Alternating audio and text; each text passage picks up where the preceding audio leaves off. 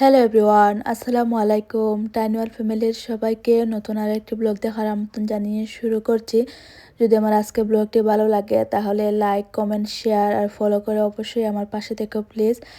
আজকে ব্লগটা সন্ধ্যা থেকে স্টার্ট করলাম। সংসারের কাজ কর্ম, রান্নাবান্না এগুলাই হচ্ছে সবার সাথে টুকটাক কিছু অংশ শেয়ার করব।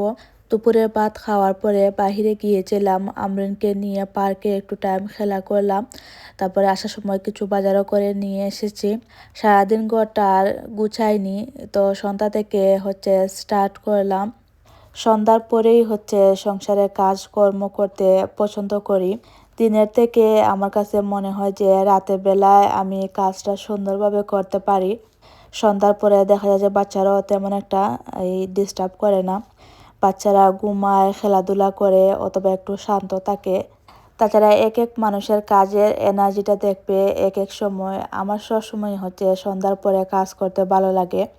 প্রথমে টেবিলটা পরিষ্কার করে নিয়েছি, এখন হালকা একটু ডেকোরেশন করি।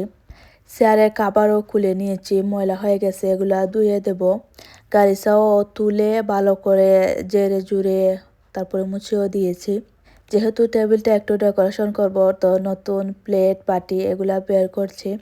অনেকের হয়তোবা মনে প্রশ্ন জাগতে পারে, হয়তোবা ব্লগের জন্য আমি এটা করি। আসলে না, আমার এই নতুন বাসা কেনার পর থেকেই আমি সবসময় আমার বাসাটা সাজিয়ে গুছিয়ে রাখতে পছন্দ করি। একদিন সুন্দর করে ক্লিন করে ডেকোরেশন করে রাখলে টেবিলটা আমার এক সপ্তাহের মতো থাকে। মাঝে মধ্যে খাওয়ার পরে ক্লিন করে দিলেই হয়। খয়েরি কালারের চেয়ারের কাভারগুলা এত সুন্দর লাগে, এগুলা খুলে দেওয়ার পরে কীরকম যেন লাগছে বাসাটা।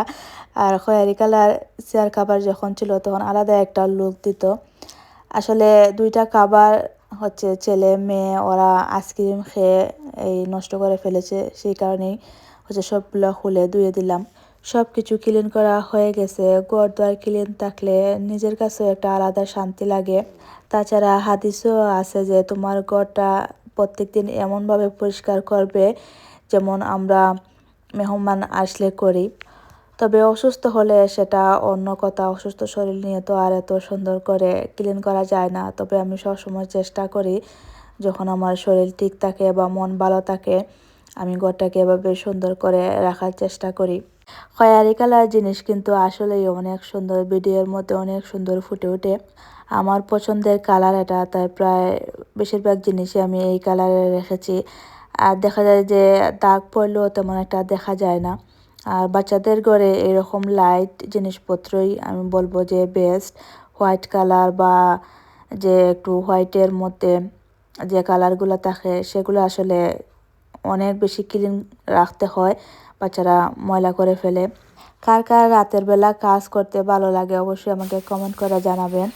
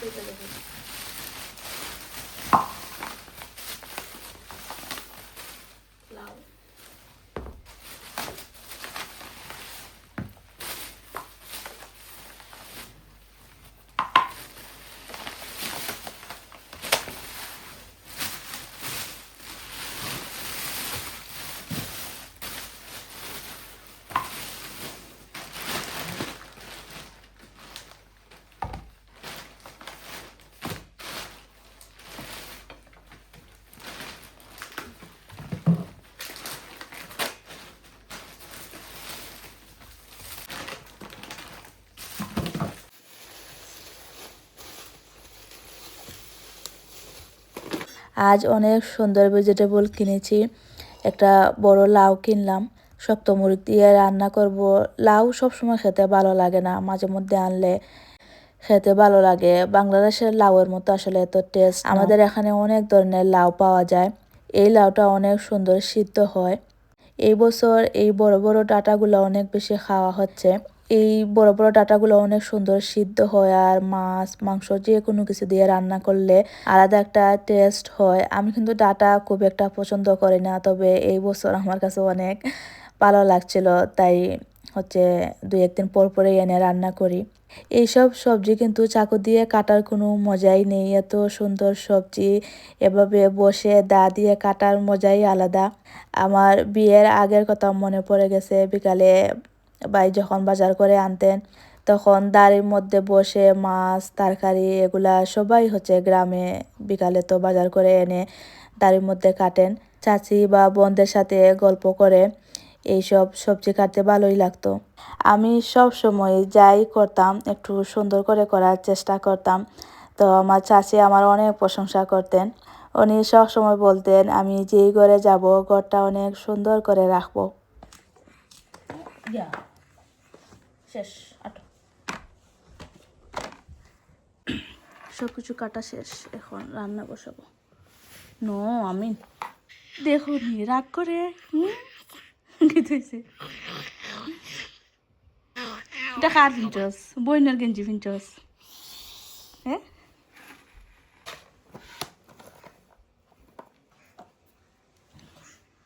ছেলেটা এতক্ষণ ঘুমিয়েছিল, তো ওকে ঘুমে রেখেই হচ্ছে এই এত সব কাজকর্ম করেছি। এখন রান্নাটা শেষ করতে পারিনি, ঘুম থেকে উঠে গেছে, তো ওকে খাইয়ে আসলাম। এখন একটু টাইম ওর মতো করে খেলা করবে আর আমি হচ্ছে পরিষ্কার করে নেই। তারপরে যদি ও কান্না করে ওকে নিয়ে রান্না আমি করতে পারবো। রাতে সব কিছু গুছিয়ে রাখলে একটা সুবিধা আছে যে পরের দিন সকালে নিশ্চিন্তে থাকা যায় বা একটু বেশি টাইম রেস্টও করা যায়। আর যদি ঘর দুয়ার ক্লিন না থাকে, রান্না করা না থাকে, তাহলে আলাদা একটা টেনশন থাকে যে সকাল ঘুম থেকে উঠতে হবে, রান্না বান্না করতে হবে।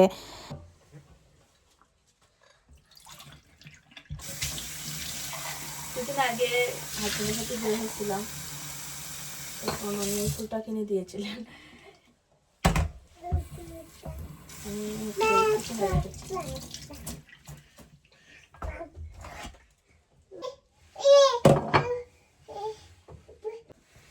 আমরিন আয়ো,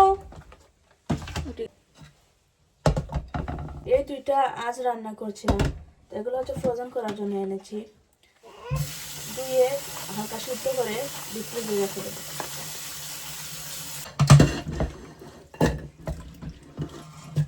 2 দিন আগে হাজব্যান্ডের সাথে বের হয়েছিলাম বিকালে, তখন উনি ফুলটা আমাকে কিনে দিয়েছিলেন। তো কিচেনের এই সামনে রেখেছি কারণ এখানেই তো সব সময় কাজকর্ম করি বা একটু বেশি এইদিকে দেখা হয়। তো যতবার ফুলটা দেখবো হাজব্যান্ডের কথা মনে হবে। যা যা রান্না করব সব কিছু ধুয়ে নিই, তারপরে এক এক করে রান্না বসিয়ে দেব। আমার কাছে মনে হয় যে রান্নার আগে এই সব জিনিস যদি রেডি করে রাখা যায় তাহলে চটপট রান্নাটা বসিয়ে দেওয়া যায়। আর রান্না বসিয়ে যদি কাজগুলা করতে হয় তাহলে অনেক বেশি বিরক্তিকর লাগে।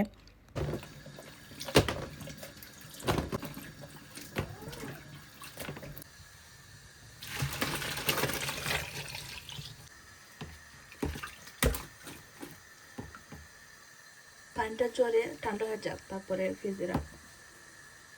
আজ একটু বেশি করে রান্না করে রেখে দিচ্ছি, কাল রাত পর্যন্ত হচ্ছে টেনশন ফ্রি থাকবো, রান্না বান্নার কিছুই করতে হবে না। একদিন একটু বেশি করে রান্না করে রেখে দিলে আমার 2 দিন যায়। প্রত্যেক দিন রান্না ঝামেলা থাকলে অন্য অন্য কাজ করারও সময় পাওয়া যায় না। আমি যেই দিনই রান্না করি একসাথে 2-3টা তরকারি রান্না করে রেখে দিই।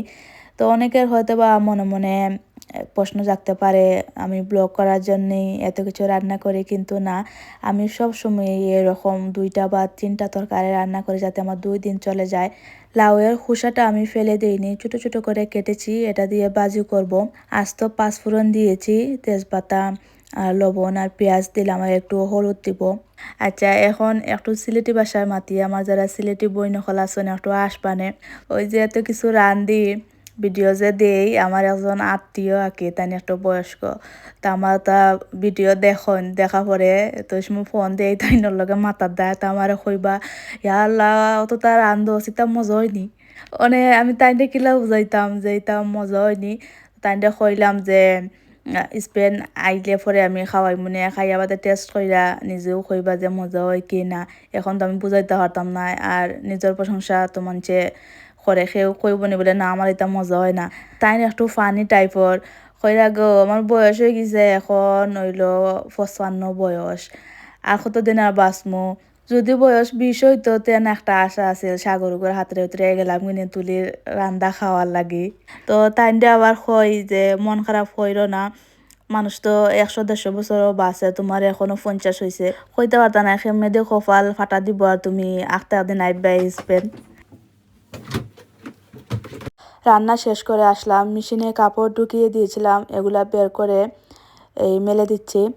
সামারে অনেক বেশি ময়লা কাপড় বের হয়, বাচ্চারা প্রত্যেক দিন 3টা-4টা করে ময়লা করে এই যে আইসক্রিম জুস টুস খায় এগুলা ফেলে দেয়। আমরিন বেগম তো এখন নিজে নিজে কাপড় চেঞ্জ করতে পারে, কাপড়ও 2 ঘন্টা পরে না, মানে একটা সময় পরার পরেই এটা চেঞ্জ করে, তারপরে আমি যেখানে ময়লা কাপড় রাখি সেখানে এনে রেখে দেয়। শুকনা কাপড়গুলো বাস করে নিচ্ছি, জমা করে রাখছি না, জমা করে রাখলে দেখা যায় যে পরে আর বাস করতে ভালো লাগে না, আরও অনেক বেশি জমা হয়ে যায়।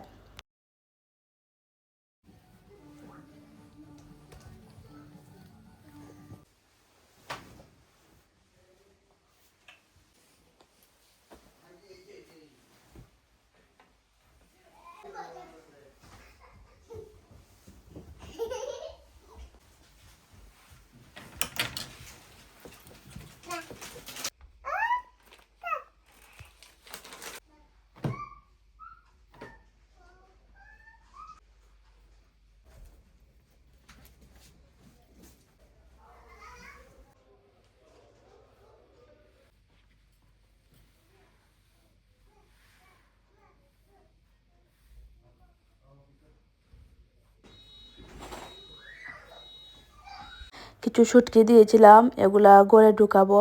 আর আমার ব্লগটা কীরকম লাগলো অবশ্যই জানিও। সবাই ভালো থেকো, দেখা হবে নেক্সট ব্লগে, সে পর্যন্ত আল্লাহ হাফেজ।